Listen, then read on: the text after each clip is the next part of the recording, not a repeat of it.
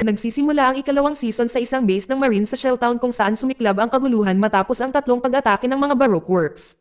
Nagmadaling magtago ang mga Marine habang sina Mr. Five, Miss Valentine, at Miss All Sunday ay gumagalaw sa base, tinatalo ang sino mang magtatangkang pigilan sila. Ipinakita ni Miss All Sunday ang kanyang kakaibang kapangyarihan, ang Hananomi, na nagpapahintulot sa kanya na magpatubong ng mga kopya ng kanyang mga paa mula sa iba't ibang ibabaw, kahit mula sa mga katawan ng kanyang mga kaaway. Gamit ang kakayahang ito, madali niyang natalo ang mga natitirang Marine.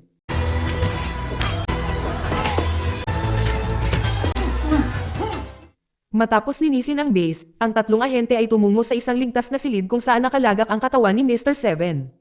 Nag-aalala sila tungkol sa mga kahihinatnan kung matuklasan ng kanilang pinuno, si Mr. Zero, ang nangyari.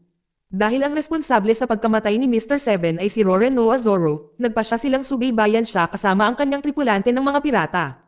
Bago umalis, pinilit nila ang tanging nabubuhay na marino na ibunyag kung saan patungo ang mga pirata ng Straw Hat. Samantala ang mga Straw Hat na naglalayag sakay ng Going Merry. Habang naglalakbay sila patungo sa Grand Line, patuloy na hinahabol ni Monkey D. Luffy ang kanyang pangarap na mahanap ang maalamat na kayamanan na kilala bilang One Piece at maging hari ng mga pirata. Gayunpaman, ang mga tripulante ay nauubusan na ng supply, kaya nagpasya silang huminto sa pinakamalapit na isla bago ipagpatuloy ang kanilang paglalakbay. Ang kanilang destinasyon ay magiging Log Town, ang pinakamalaking base ng dagat sa East Blue.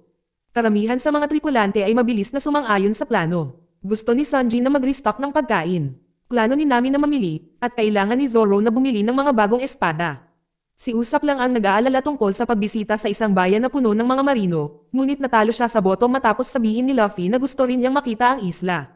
Ang Log Town ay sikat bilang lugar kung saan ipinanganak ang hari ng pirata na si Goldie Roger at kalaunan ay pinatay. At gusto ni Luffy na bisitahin ang lugar ng pagbitay.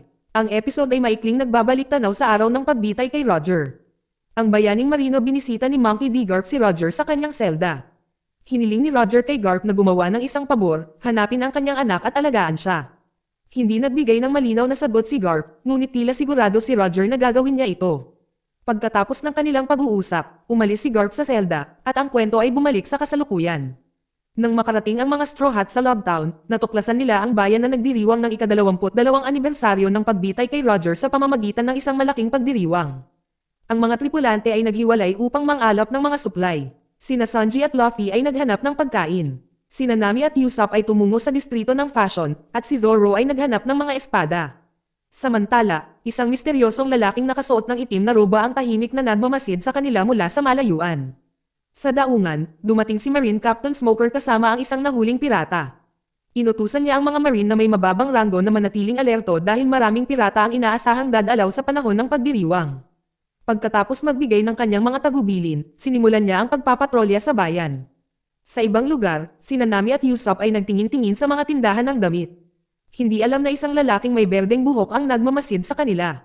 Kasabay nito, si Zoro ay pumasok sa isang tindahan ng espada kung saan hindi sinasadyang nabangga niya ang isang dalaga.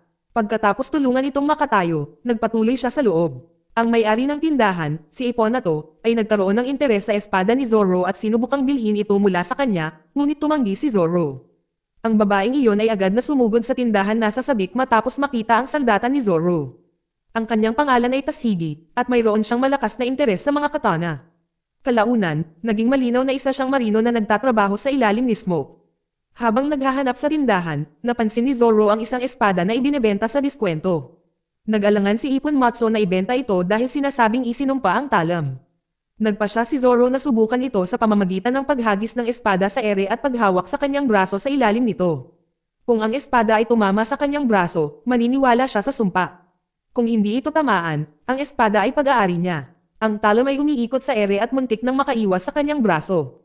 Humanga sa katapangan ni Zoro, ibinigay ni Ipon Matsu sa kanya ang espada ng libre at nagdagdag pa ng isa.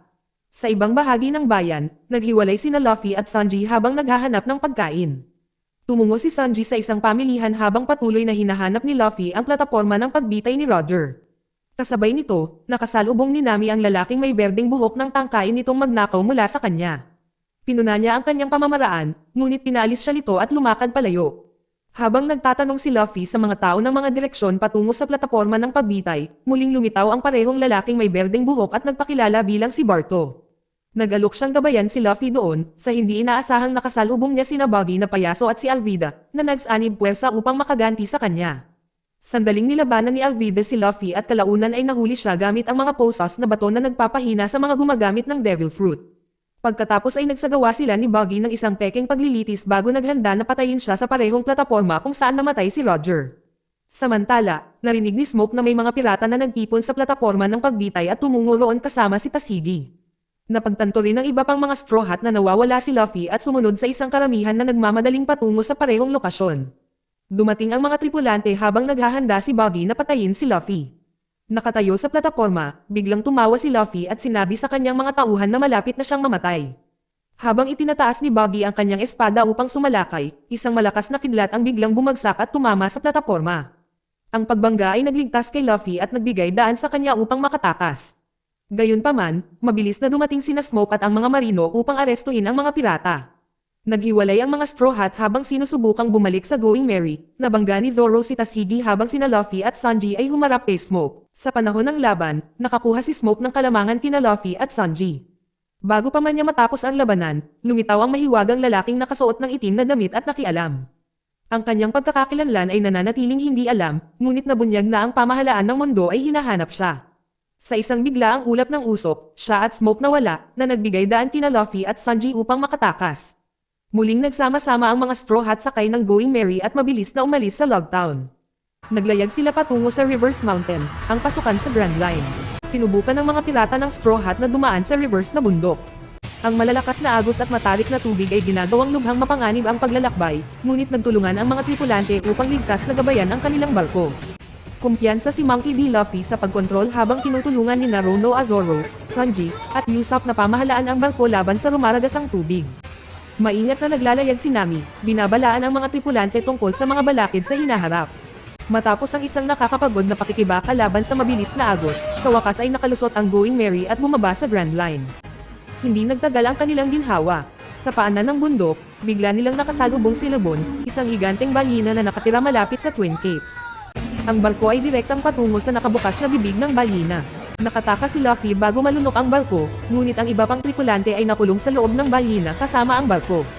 Nagising si Luffy kalaunan sa baybayin ng Twin Capes.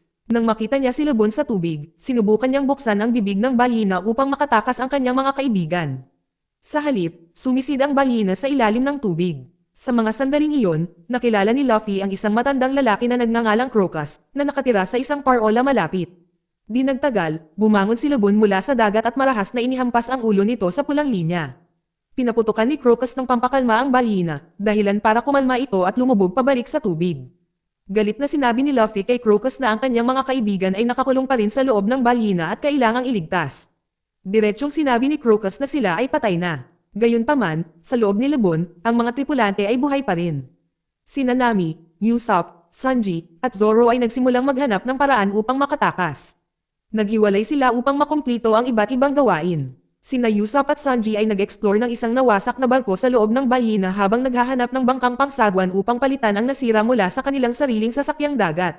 Samantala, sina Nami at Zoro ay nanatili sa paglalakbay ni Merry at sinubukang mag-isip ng plano para iwan ang balina. Pagbalik sa bayan, inutusan ni Smoke si Tashigi na ihanda ang kanyang bisikleta para sa paglalakbay patungo sa Grand Line. Ipinaalala sa kanya ni Tashigi na dapat muna silang humingi ng pahintulot mula sa kanilang mga nakatataas dahil ang Grand Line ay wala sa kanilang awtoridad. Bago pa makatugon si Smoke, dumating si Monkey D. Garp at humingi ng personal na pakikipag-usap sa kanya. Sa kanilang pag-uusap, nilinaw ni Smoke na gusto niyang habulin ang mga Straw Hat Pirates. Ipinaliwanag ni Garp na ang mga marino ay may iba pang seryosong isyu. Malapit na ang alabasta sa digmaang sibil at ang prinsesa nito ay nawawala. Kasabay nito, ang revolusyonaryong hukbo ay patuloy na nakakakuha ng mga tagasunod sa kanilang laban sa pandaigdigang gobyerno. Isiniwalat ni Garp na ang pinunong ng hukbo ay si Monkey Dragon, ang mahiwagang lalaking nakita kanina. Pagbalik sa Twin Capes, paulit-ulit na kinakalabog ni Luffy ang pinto ng parola hanggang sa wakas ay pinapasok siya ni Crocus. Dahil sa determinasyon ni Luffy, kalaunan ay pumayag si Crocus na tulungan siyang iligtas ang kanyang mga tauhan. Sa loob muli ng Lebon, sina Usopp at Sanji ay nakahanap ng isang bangkang sagwan sa ilalim ng braso ng isang taong tila patay na. Nang subukan ni Usopp na kunin ito, biglang nagising ang lalaki at hinawakan ang kanyang palso. Isang away ang nagsimula sa pagitan niya at ni Sanji habang si Usopp ay kumuha ng bangkang sagwan. Natapos ang labanan ng makulong ang lalaki sa isang lambat. Sa panahon ng laban, binanggit niya na mayroon siyang kasama na kasama. Ang kwento ay bumalik sa pag-alis ni Mary kung saan nahihirapan si Nami sa kanyang campus habang nagkukunwaring maayos ang lahat sa harap ni Zoro. Nang hanapin niya ito, natuklasan niya na nawala na ito. Bigla, isang talam ang tumagos sa mesa at lumitaw ang isang babaeng may asol na buhok. Nagkaroon ng away sa pagitan niya at ni Nami hanggang sa dumating sina Usopp at Sanji kasama ang nahuling lalaki. Ang dalawang estranghero ay nabunyag na sina Miss Wednesday at Mr. Nine, parehong taon ng Baroque Works. Sa labas ng Twin Capes, tinanong ni Luffy si Crocus kung bakit paulit-ulit na binabasag ni Lebon ang ulo nito sa pulang linya. Ipinaliwanag ni Crocus na matagal na ang nakalipas, nakipagkaibigan ang balina sa mga pirata ng Rumbar. Nang pumasok ang mga pirata sa Grand Line, iniwan nila si Lebon kasama si Crocus at nangakong babalik sila balang araw. Simula noon, ang balina ay naghihintay sa parehong lugar, naniniwalang sila ay nasa isang lugar na lampas sa pulang linya.